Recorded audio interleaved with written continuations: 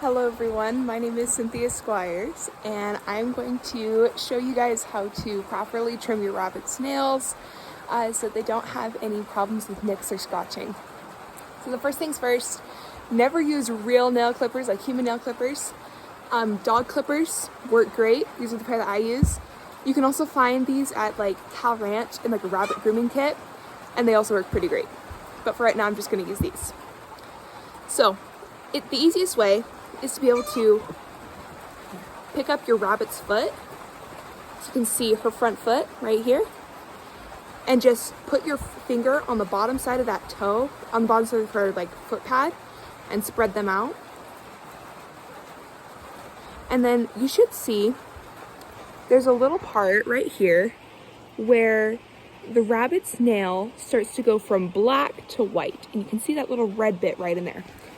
That red bit is called the quick, and it's important that we don't hit that. And so when we cut, you just want to be nice and exact and be very, very gentle. You're going to go through and do that with all of her feet. Now, rabbits will flinch. That's pretty normal. It doesn't mean that you've hurt them. If by chance you do hit the quick, the easiest way to do it, the easiest way to take care of it, is by a thing called quick stop. You can also use flour or cornmeal, or cornstarch, and lastly you can also just use a towel and just keep pressure on it and it'll stop bleeding. Now let's say your rabbit is being a bit of a pain and you can't pick up their back feet.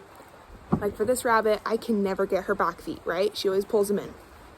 What you're gonna do is, to maintain the most control, if your rabbit has up ears, you're going to grab both up ears and the scruff.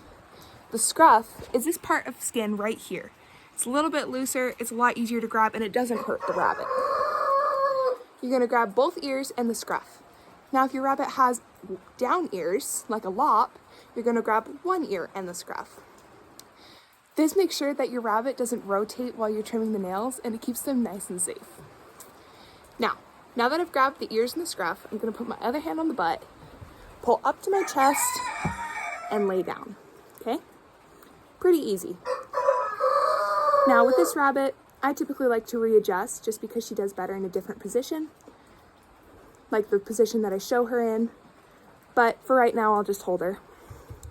Now with these back feet, you'll see they're nice and up, okay? Rabbits will shake, it's pretty normal.